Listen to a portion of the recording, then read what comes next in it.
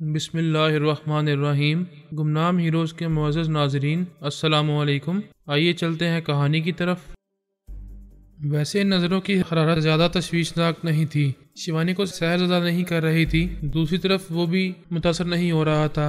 वो एक हाथ से अपनी पेशानी को रगड़कर कितार में आगे बढ़ गया, जैसे उसने शिवानी की हरारत को एक हाथ से पूंछ कर फेंक दिया हो। वो थोड़ी देर तक वहाँ खड़ी रही। उसकी पेशानी की हरारत रफ्ता रफ्ता कम हो रही थी। वो पोरस के पास आ गई। उसने पूछा, क्या हुआ, कुछ परेशान लग रही हो? मैं हैरान हूँ, मुझे यकीन नहीं आ रहा है। उसने मुझे देखा तो मैं अपने अंदर गर्मी महसूस करने लगी।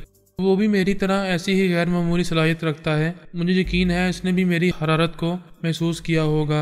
हो सकता है तुम्हारी आंखों का असर उस पर ना हुआ था। वो अपनी पेशानी से हिलाता हुआ आगे बढ़ गया था। शायद वो सचमुच गूंगा है। वो गूंगा नहीं है, मैंने उसके दोस्त के ख्यालात पढ़े हैं।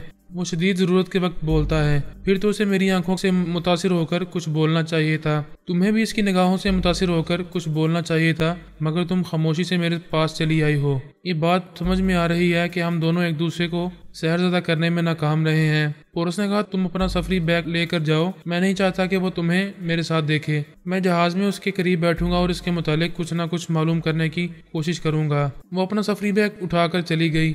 जेसामो अपने लिए और शिवानी और जेफ्लो के लिए बोर्डिंग कार्ड ले चुका था। जेकाफू अपने और पोरस के लिए बोर्डिंग कार्ड ले आया। वो सब वेटिंग हॉल में आ गए। वहाँ कई मुसाफिर थे। एक इंडियन फैमिली थी। इस फैमिली के कई अफराद थे। वो अपनी एक लड़की को ब्याहने के लिए हिंदुस्तान जा रहे थे। शादी पहले से तय हो चुकी थी। दूसरे दिन वो दुल्हन बनकर ससुराल जाने वाली थी। लड़की बहुत ज्यादा हसीन तो नहीं थी, मगर अच्छी थी, भरपूर जवान थी और जवानों के लिए इसमें भरपूर कशिश थी। पोरस इस फैमिली के करीब ही एक सीट पर बैठ गया। वो सब एक दूसरे से शादी के सिलसिले में गुफ्तगू कर रहे थे। दूसरे दिन दुल्हन बनने वाली का नाम शर्मीली था। वो अपने नाम के मुताबिक शर्मीली थी। छोटे बहन भाई इसे छेड़ रहे थे और वो शर्मा रही थी। उसने छोटे भाई से कहा, मुझे प्यास लग रही है। भाई ने कहा, मैं अभी तुम्हारे लिए सॉफ्ट ड्रिंक लाता हूँ। तुम्हारी सेवा करने के लिए सिर्फ कल तक का टाइम है। उसके बाद तो तुम जीजा जी की सेवा में लग जाओगी, जीजा जी को सॉफ्ट ड्रिंक पिलाओगी। इस बात पर तमाम बहन भाई हंसने लगे। वो लड़का तेजी से चलता हुआ स्नैक बार में आया। वहाँ सैंडविचेस और सॉफ्ट ड्रिंक का ऑर्डर देने लगा। इस लिबादे वाले ने इसके शाने पर हाथ रखा। उसने पलटकर सर उठाकर इसे देखा, फिर इसकी नज़रों से अपनी नज़रें न हटा सका। अपनी पेशानी में गर्मी में महसूस करने लगा। बेख्तियार कहने लगा, मेरा नाम रॉकी है। मैं अपनी दीदी शर्मीले के ब्याह में शरीक होने के लिए इंडिया जा रहा हूँ। इस लिबादे वाले ने बारी भरकम आवाज में कहा, शर्मीले के बारे में बोलते रहो। वो बोलने लगा, मेरी दीदी बहुत अच्छी है। कल इसकी शादी होने वाली है। वो बहुत खुश है। जीजा जी को बहुत चाहती है। बचपन में जीजा जी के साथ पढ़ती थी। वो लड़की की बातें सुनते हुए दूर देख रहा था। शर्मीली एक सोफे पर बैठी कान से मोबाइल फोन लगाए किसी से बातें कर रही थी। लिबादे वाले ने कहा, अपनी दीदी का फोन नंबर बताओ। लड़के ने मोबाइल फोन नंबर बताया। उसने हुक्म दिया, ये भूल जाओ कि तुमने मुझसे ये बातें की थी। जाओ। स्नैक बार का मुलाजिम इसकी मतलूबा चीजें ले जा रहा था। वो लड़का इसके साथ जाने लगा। पोरस इस लड़के को अजनबी के साथ बातें करते देख चुका था। वो समझ गया था कि इसी का नाम घनश्याम है। वो लड़के के ख्यालात पढ़ने लगा। पता चला कि वो शर्मीली में दिलचस्पी ले रहा है। शर्मीली फोन बंद करके ठंडी बोतल पी रही थी और इस लड़के से बातें कर रही थी। उसी वक्त मोबाइल फोन से बदर की आवाज उभरी। शर्मीली ने उसे ऑन करके कान से लगाया। हेलो। घनश्याम वेटिंग हॉल के एक गोशे में अपना मोबाइल फोन कान से लगाए हुए था। उसने कहा, हाय शर्मीली, तुम मुझे नहीं जानती हो, मगर जान जाओगी। मैं तो तुम पर जान देने लगा हूँ। वो नागवारी से बोली, कौन हो तुम? मेरी एक कमजोरी है। कंवारी लड़की मेरी बहुत बड़ी कमजोरी है। मैं चेहरा देखकर पहचान लेता हूँ कि कौन कंवारी है और कौन मैली हो चुकी है। तुम अभी मैली नहीं हुई हो। कल तुम्हारी शादी होगी। कल रात तुम्हारी तन्हाई में एक मर्द आएगा, लेकिन सुहागरात से पहले तुम आज रात मुझे कंवारी जवानी की सौगात दोगी। वो गुस्से से बोली, क्या बकवास कर रहे हो इडियट, टुच्चे लफंगे, थू। शर्मीली ने थूकने के अंदाज में थू कहकर फोन बंद कर दिया। पोरस दूर खड़े होकर घनश्याम को देख रहा था। उस लिबादे के बायस ये नजर नहीं आ रहा था कि उसने फोन को कान से लगाया हुआ है और किसी से बातें कर रहा है। वो किसी के रूबरू बोलता नहीं था, गूंगा बन जाता था, मगर छुप कर बोलने लगता था। फोन पर होने वाली गुफ्तगू से इसकी हवस परस्ती समझ में आई। हवस हर जगह पूरी नहीं करता था, सिर्फ कुंवारी लड़कियों का दीवाना था। दीवाना ऐसा कि किसी भी कुंवारी लड़की को चैलेंज करता था, फिर उसे शिकार करता था। और उसने सोचा, वो कैसे शिकार करेगा जबकि लंदन जा रहा है और वो आज शाम तक इंडिया पहुंचने वाली है। उसने शर्मीली से कहा था कि कल इसकी सुहागरात है, लेकिन उससे पहले वो आज रात इसके साथ रात जगह मनाएगा। क्या वो एक कुंवारी की खातिर लंदन का सफर मुलतवी करके आज रात दिल्ली में रहेगा? ये बात मुज़हका खेज थी। वहाँ से लंदन तक लाखों कुंवारियाँ मिल सकती थीं। वो एक कुंवारी के लिए दिल्ली पहुंचकर सफ़र मुलतवी नहीं करेगा। वो एक दुल्हन बनने वाली को शायद यूं ही छेड़ रहा था। पोरस सोचते सोचते चौंक गया। घनश्याम अचानक शर्मीली के सामने आकर रुक गया। शर्मीली के माँ बाप और रिश्तेदारों ने उसे देखा। उसके हाथों में रंग बिरंगे खुशबूदार फूलों का खूबसूरत बुके था।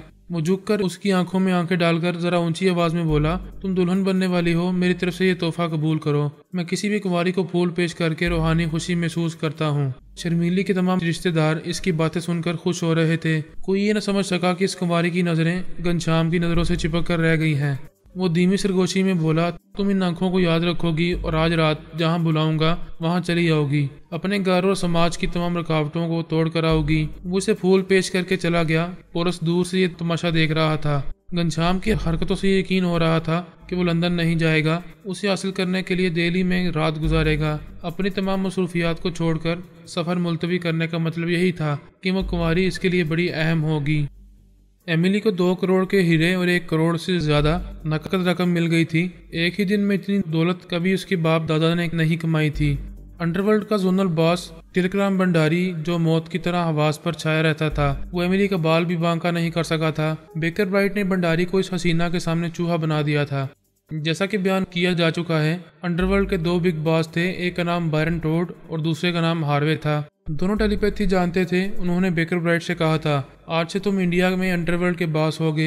हिंदुस्तान में जितने जोनल बॉस हैं उन्हें अपना ताबे बना लो। भंडारी के तहखाने में करोड़ों रुपए का स्मगल किया हुआ माल है, उसे दूसरी जगह मुंतकिल कर दो। यूं बेकर की दोस्ती 2 टेलीपैथी जानने वाले बिग बॉस से हो गई थी। उसे मजबूत सहारा मिल गया था। वो दोनों बुरे वक्त में काम आ सकते थे। उन्होंने बेकर से कहा था कि अभी वो मसरूफ हैं, बाद में तफसीली गुफ्तगू करेंगे। बेकर ने इनसे मामला तय करने के बाद भंडारी के पैरों में गोली मारकर इसे अपाहज बना दिया था और इसके कई साथियों को मौत के घाट उतार दिया था। इन दुश्मनों को नकारा बनाने के बाद उसने एमिली की खबर ली। मारे खुशी के इसके पांव जमीन पर नहीं पड़ रहे थे। इसके पास ब्रीफकेस में 1 करोड़ 10 लाख रुपए नकद थे और इसके स्कार्फ में 2 करोड़ के हीरे बंधे हुए थे। वो एक टैक्सी में बैठकर बेकर के पास आ रही थी। उससे अपने दिमाग में मौजूद पाकर बोली, बेकर तुम लाजवाब हो, बेमिसाल हो। तुमने तन्हा इतनी दूर बैठे बैठे भंडारी जैसे खतरनाक दुश्मन को शिकस्त दे दी। उसकी तमाम दौलत मेरे पास आ गई है। हाय, मैं भी तुम्हें इतना खुश करूंगी कि तुम मेरे दीवाने हो जाओगे। मैं आ रही हूँ, अभी आ रही हूँ। तुम मेरे अपार्टमेंट में हो ना? नहीं, मैं पर्ल के रूम नंबर 265 में हूँ। हमें अपार्टमेंट में नहीं रहना चाहिए। अगरचे दुश्मन नकारा हो चुका है, ताहम हमारे खिलाफ दूसरों के जरिए इंतकामी कार्रवाई करा सकता है। एमिली ने टैक्सी ड्राइवर को होटल पर्ल चलने को कहा। वो बोला, देवीजीत, जब से तुम मेरी टैक्सी में बैठी हो मुस्कुराए जा रही हो, सीट पर एक जगह नहीं हो, खुशी से इधर उधर पहलू बदल रही हो। क्या कहीं से दौलत मिल गई है? वो एकदम से मोहतात होकर एक जगह साकित बैठ गई। फिर नागवारी से बोली, तुम टैक्सी चलाते वक्त आगे देखते हो या पीछे देखते रहते हो? वो बोला, हम ड्राइवरों की आंखें सामने देखती रहती हैं, लेकिन ध्यान पीछे लगा रहता है। अच्छा, ज्यादा ना बोलो, तेज चलाओ, मुझे जल्दी पहुंचना है। बेकर ने कहा, मेरे साथ रहने के लिए कदम कदम पर मोहतात रहना जरूरी है। तुम बेइख्तियार खुश हो रही थी और ये नहीं समझ रही थी कि एक तन्हा और जवान औरत के मुस्कुराते रहने से दूसरे इसके मुताल्लिक कैसी राय कायम करते हैं। मुझसे गलती हो गई, आइंदा मोहतात रहूंगी। इस ड्राइवर को शुबा हो गया है कि मेरे पास दौलत है। फिक्र ना करो, मैं इस पर नजर रखूंगा, वो तुम्हें नुकसान नहीं पहुंचा सकेगा। वो एमिली से बातें करता रहा। जब टैक्सी होटल के अहाते में पहुंच गई तो वह एमिली की तरफ से मुतमिन होकर अपने टेलीपैथी जानने वाले दोस्तों आंद्रे और साइमन के मुताल्लिक सोचने लगा। वो इसके टेलीपैथी जानने वाले बेहतरीन दोस्त थे। पोरस के माताहत सुराग रसानों ने उन्हें ट्रैप करके उनके दिमागों को लाक कर दिया था। तब से वो आंद्रे और साइमन के दिमागों में पहुंचने की कोशिशें करता रहता था। इस पर जो तरमीमी अमल किया गया था, इसका असर किसी दिन भी ज़ायल हो सकता था। किसी भी वजह से इत्तफाकन इसे अपने दोस्तों के अंदर पहुंचने का मौका मिल सकता था, इसलिए वो सुबह शाम इनके अंदर पहुंचने की कोशिश जरूर करता था। इस बार भी इसे नाकामी हुई। वो ज्यादा देर ख्यालखानी न कर सका। एमिली कमरे में आते ही ब्रीफकेस और हीरों को इधर उधर फेंक कर उससे लिपट गई। खुशी के मारे इतना प्यार करने लगी कि वो घबरा गया। परेशान होकर बोला, मैं तुम्हारे जज्बात को और मुसरतों को समझ रहा हूँ, मगर दौलत हो या अपना यार हो, उसे ठहर ठहर कर खर्च करो। क्या एक ही दिन में सब कुछ निछावर कर दोगी? वो हंसने लगी, बड़े आराम से प्यार करने लगी, कहने लगी, सच कहती हूँ, मैंने कभी इतनी दौलत अपने दोनों हाथों में नहीं उठाई थी। तुमने चंद घंटों में मुझे दुनिया की सबसे खुशनसीब औरत बना दिया है। तुम जिस तरह जहानत और चालाकी से स्मगलिंग करती रही हो, इसी जहानत से मेरे साथ रहोगी तो मैं तुम्हें अंडरवर्ल्ड की मैडम एमिली बना दूंगा। दौलत हमेशा तुम्हारे कदमों में रहेगी। सच कह रहे हो? क्या मैं अंडरवर्ल्ड में इतना ऊंचा मकाम हासिल कर सकती हूँ? हासिल कर सकती हो क्योंकि मैं इंडिया के अंडरवर्ल्ड का किंग बन चुका हूँ। तिलक राम भंडारी के तमाम इख्तियारात मुझे मिल चुके हैं। हिंदुस्तान के तमाम जोनल बास मेरे मातहत बनकर रहेंगे। वो फिर खुशी से कुर्बान होने लगी। आई लव यू बेकर, तुम मुझसे शादी करोगे तो मैं तुम्हारे रिश्ते से मैडम कहलाया करूंगी। कल संडे है, हम कल ही चर्च जाकर शादी कर लेंगे। क्या मैं तुम्हें पागल दिखाई देता हूँ? शादी जिंदगी भर का रिश्ता है। पहले एक दूसरे को अच्छी तरह समझा और परखा जाता है। आंखें रखते हुए अंधे बनकर और दिमाग रखते हुए पागल बनकर शादी नहीं करनी चाहिए। मुझे समझने और परखने के लिए क्या रह गया है? तुम तो दिमाग में घुसकर मेरी अच्छाई बुराई को समझ रहे हो। तुम्हारे ख्यालात और इरादे आइंदा कब बदलेंगे ये टेलीपैथी के जरिए मालूम नहीं किया जा सकता। तुम इस हकीकत से इनकार नहीं कर सकती कि इंसान का मिजाज बदलता रहता है। मैं कभी नहीं बदलूंगी। तुम्हारी मर्जी और मिजाज के मुताबिक जिंदगी गुजारती रहूंगी। यही तो आजमाना है कि तुम अपने इस दावे पर कब तक कायम रहोगी। फिलहाल तुम्हें अपनी जहानत और हिकमत अमली से ये साबित करना है कि तुम अंडरवर्ल्ड की क्वीन बनने के काबिल हो। ठीक है, मुझे जिम्मेदारियां दो, मैं उन्हें पूरा करूंगी। तुम्हें एक नया खुफिया अड्डा बनाकर भंडारी के तय खाने का तमाम माल वहां मुंतकिल करना है। अपने लिए एक आलीशान बंगला खरीदना है और फिर अंडरवर्ल्ड के तमाम जोनल बास से फोन पर राब्ता करके इन्हें अपना महकूम बनाना है। मैं उससे भी ज्यादा बहुत कुछ कर सकती हूँ, लेकिन दूसरों को टेलीपैथी के बगैर महकूम कैसे बनाऊंगी? जहाँ तुम्हें दुश्वारी पेश आएगी वहाँ मैं ख्याल ख्वानी के जरिए तुम्हारी मदद करता रहूंगा। वो बड़ी देर तक बोलते रहे और बड़े जज्बों से एक दूसरे को तोलते रहे। फिर बेकर ने कहा, तुम बहुत अच्छी हो, मुझे खुश कर दिया है। अब मैं ख्याल ख्वानी करूंगा जब तक तुमसे ना बोलूं, तुम मुझसे ना बोलना। उसने फिर अपने बेहतरीन दोस्तों को याद किया। ख्याल ख्वानी की परवाज करता हुआ आंद्रे के दिमाग में पहुंचना चाहा तो खुशी से उठकर बैठ गया। आंद्रे ने सांस नहीं रोकी थी। उसने मुखातिब किया, हेलो आंद्रे, मैं बेकर बोल रहा हूँ। वो खुश होकर बोला, बेकर मेरे दोस्त, ये तुम हो? तुमने मुझे नहीं बुलाया है? कैसी बात करते हो? मैं रोज कई बार तुम्हारे और साइमन के दिमागों में जाने की कोशिशें करता रहा हूँ। तुम दोनों हमेशा सांस रोक लिया करते थे। मालूम होता है तुम पर किए हुए तनवीमी अमल का असर खत्म हो चुका है। हाँ, यही बात है। साइमन को भी मेरे साथ ट्रैप किया गया था। शायद उसका दिमाग भी अब मुकफ्फल नहीं होगा। मैं साइमन के पास जा रहा हूँ, मेरा इंतजार करो। अभी आकर तुम्हारे दिमाग को लाक करूंगा। वो साइमन के पास पहुंचा। साइमन भी तनवीमी अमल से निजात पा चुका था। उसने खुशी का इजहार किया, फिर कहा, मेरे दिमाग को लाक करके आज़ादी से एक अपार्टमेंट में रहने की इजाज़त दी गई है। मैं अभी इस अपार्टमेंट से दूर मैनहट्टन के स्केटिंग क्लब में हूँ। प्लीज़ मेरे दिमाग को लाक करो, वरना वो लोग फिर मुझे ट्रैप कर लेंगे। बेकर ने पूछा, तुम्हारी दिमागी तवानाई कैसी है? क्या ख्याल ख्वानी कर सकते हो? हाँ, अभी मैं आजमाइश के तौर पर एक शख्स के दिमाग में गया था।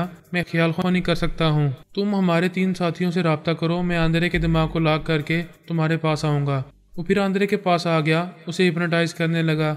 एमिली फोन पर भंडारी से कह रही थी, तुम मेरी ताकत देख चुके हो। मेरे यार ने तुम्हें अपाहज बना दिया है, तुम्हारे मातहतों को हलाक कर दिया है। अगर तुम अपने वादे के मुताबिक मेरे कमीशन के 5 लाख रुपए दे देते तो तुम पर यह तबाही न आती। वो बोला, मुझसे बहुत बड़ी भूल हुई, मुझे माफ कर दो। मेरे 1 करोड़ 10 लाख रुपए और वो तमाम हीरे वापस कर दो। मैं 5 लाख नहीं 10 लाख दूंगा। वो कहका लगाकर बोली, गधे हो, दुनिया का कोई भी गधा सिर्फ 10 लाख लेने के लिए करोड़ों रुपए वापस नहीं करेगा। फिर अब तुम्हारी कोई अहमियत नहीं रही है, तुम्हें अंडरवर्ल्ड से निकाल दिया गया है। अब मेरा यार यहाँ का किंग है और मैं इसकी क्वीन हूँ।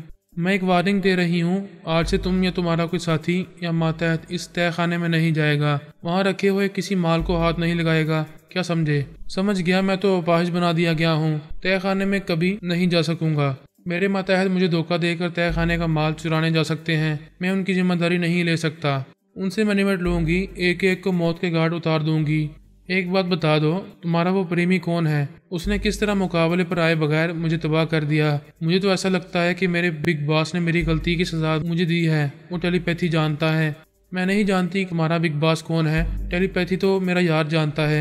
अब इंडिया के तमाम जोनल बॉस के नाम, पते और फोन नंबर नोट कराओ। मैं नोट कर रही हूँ। वो इनके नाम, पते और फोन नंबर बताने लगा। एमिली नोट करने लगी।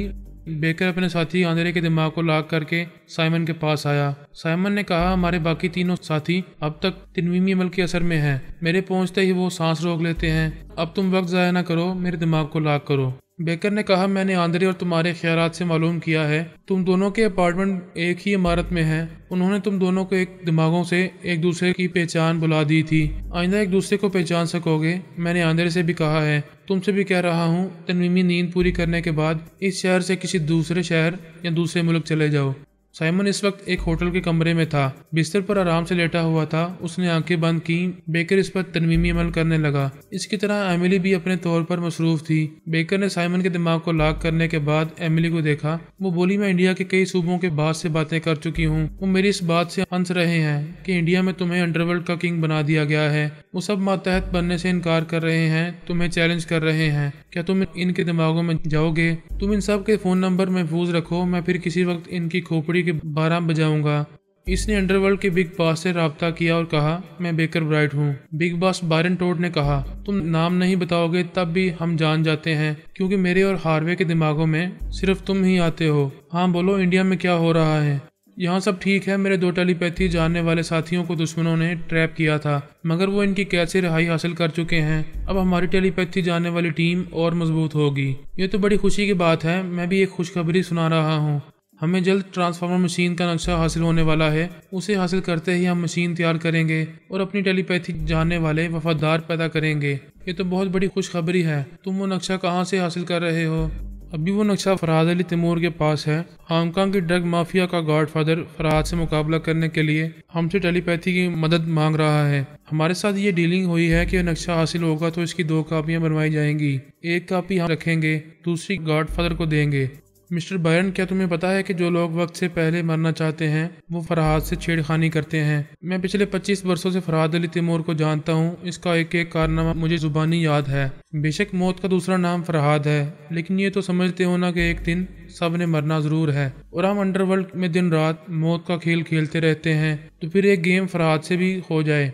दूसरे बिग बॉस हार्वे ने कहा, और एक दिन फरहाद को भी मरना है। आज नहीं तो कल वो जरूर मरेगा। हो सकता है हमारे ही हाथों इसकी मौत लिखी हो। बायरन टोड ने कहा, हमने भी बरसों से बड़े कारनामे अंजाम दिए हैं। आज पूरे यूरोप और एशिया में अंडरवर्ल्ड के किंग कहलाते हैं। जुराइम की दुनिया में हमारी दहशत तारी रहती है। हम अनाड़ी नहीं है कि आंखें बंद करके फरहाद से टकरा जाएं। उसे पता ही नहीं चलेगा कि वो हमसे टकरा रहा है। इसे हमारा असल नाम और पता ठिकाना कभी मालूम नहीं होगा।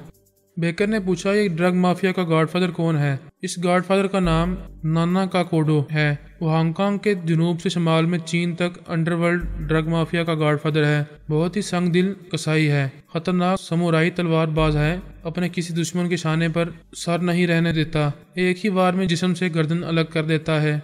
हार्वे ने कहा, फरहाद और इसकी फैमिली के अफराद हमेशा निहत्थे रहते हैं, कभी एक छोटा सा हथियार भी अपने पास नहीं रखते। फरहाद ऐसी हिमाकत करेगा तो इसकी गर्दन जरूर कटेगी।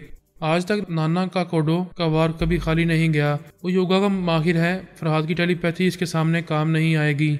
बायरन टोड ने कहा, वो तनाव फरहाद के लिए काफ़ी है, जबकि इसके दर्जनों मातहत खतरनाक ब्लैक बेल्ट हैं। वो हर पहलू से फरहाद की मौत बन सकता है। हमसे सिर्फ ये चाहता है कि हम ख्यालखोनी के जरिए फरहाद के लिए मजीद मुश्किलात पैदा करते रहें। जब इसे जख्मी किया जाएगा तो हम इसके दिमाग में घुसकर इस माइक्रोफिल्म के मुतालिक मालूम करेंगे, जिसमें ट्रांसफार्मर मशीन का नक्शा महफूज है। बेकर ने कहा, फिर तो ठीक है, हम खुद को जाहिर किए बगैर वो नक्शा हासिल करेंगे। क्या फरहाद हांगकांग में है? अभी इतला मिली है कि वो हांगकांग आ रहा था, लेकिन नाना का कोडोन का एक चीनी टेलीपैथी जानने वाला है। इसका नाम जाओ जियांग है। उसकी गलती से फरहाद को ये मालूम हो गया है कि माइक्रोफिल्म को एक टूथपेस्ट की ट्यूब में छुपाया गया है। वो ट्यूब बीजिंग के एक बंगले के बाथरूम में है। फरहाद इसे हासिल करने के लिए बीजिंग वापस जा रहा है। फिर तो हम फरहाद के वहां पहुंचने से पहले दूसरों को कलाकार बनाकर इस ट्यूब से माइक्रोफिल्म निकाल सकते हैं। हम ऐसा कर चुके हैं। हमने एक कलाकार को इस बंगले के बाथरूम तक पहुंचाया था। वहाँ ट्यूब और माइक्रोफिल्म नहीं है। फरहाद ने धोखा दिया है।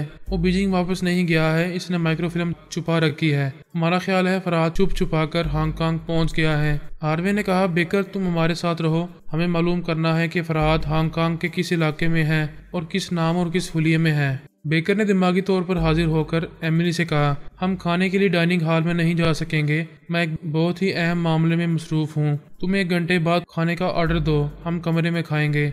इसने फिर ख्यालखानी की परवाज़ की और मुझे शिकार करने के लिए बायरन टोड और हार्वे के पास पहुंच गया।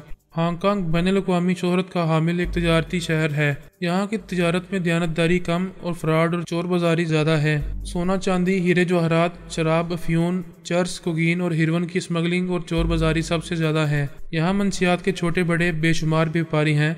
इन तमाम व्यापारियों का ताल्लुक बिल वास्ता या बिला वास्ता अंडरवर्ल्ड के गॉडफादर नाना कागोडो से है।